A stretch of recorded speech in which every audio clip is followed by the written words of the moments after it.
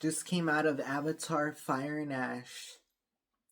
Definitely the best special effects you're going to see this year. I recommend everyone to watch it in IMAX. There's no end credit scene, and I really liked it. You know, each Avatar movie was different. The second one really focused on the water, right? The first one introduced us to the planet and introduced us to our main characters, okay? And the second one focused on water. Now, this third one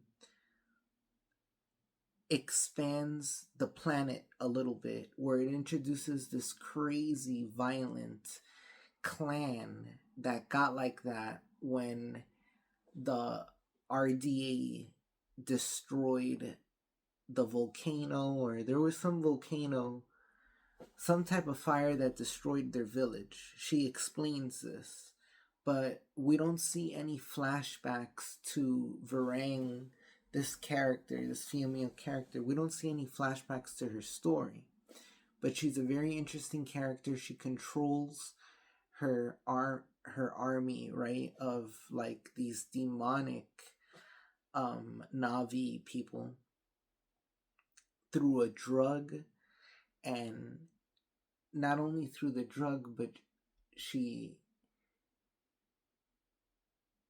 has a tattoo, right, on her hand of a volcano, and inside of the volcano there's an eye, and she's obsessed with fire.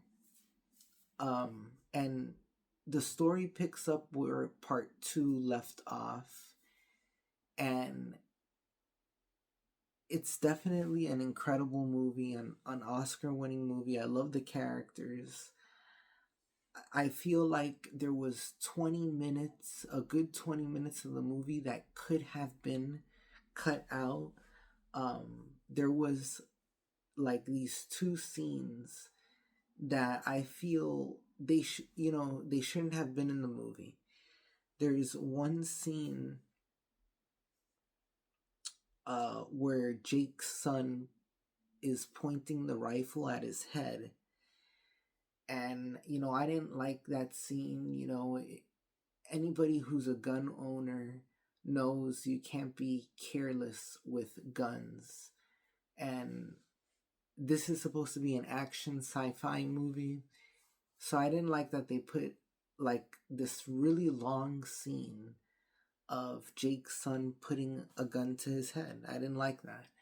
And then there was another scene in the movie where Spider helps Jake escape, right? And then they're trying to like retell the story of the Bible of Abraham, I guess, trying to kill his son Isaac, and where Jake is trying to kill Spider, goes and tries to kill him, and then decides last minute not to.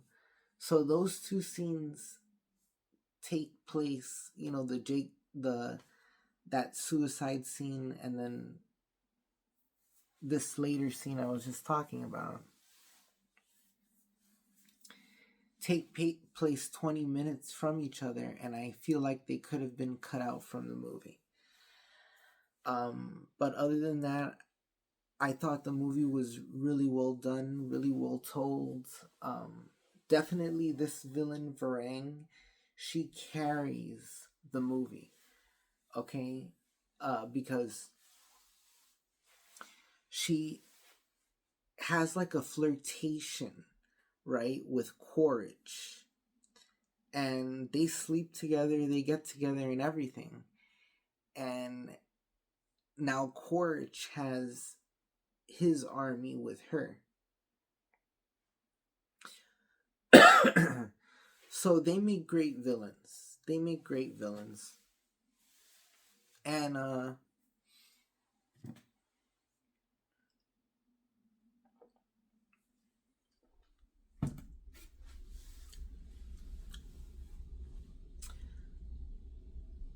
if you haven't seen this movie, you definitely have to go and check it out. Like I said, there's no end credit scene. The highlight of the movie is Varang and those crazy Navi. And the action is spectacular. And it's like a 3.5 hour movie. But it doesn't get boring. You know, that's what I like about the movie, is that the movie does not get boring. So definitely check it out. It has the best special effects of the year. Um, the trailer basically explains the story to Spider, their human adopted son, is able to breathe on the planet. So yeah, great movie. Definitely go check it out.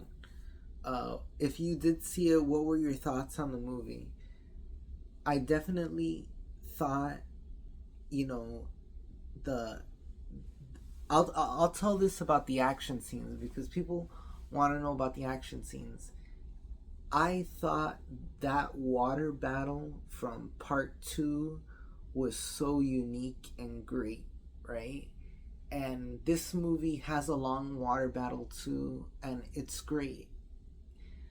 They bring even more ships. They bring even more of those aquatic ships in. So cool movie. Varang definitely. Her introduction to the character and everything is loved her character, you know. And after you see this movie, you're definitely gonna want to buy the figures and pick play the game. So like the video, comment below, and definitely check out Avatar: Fire and Ash. This movie has the best special effects by far, apart from any other movie. Um, so loved it.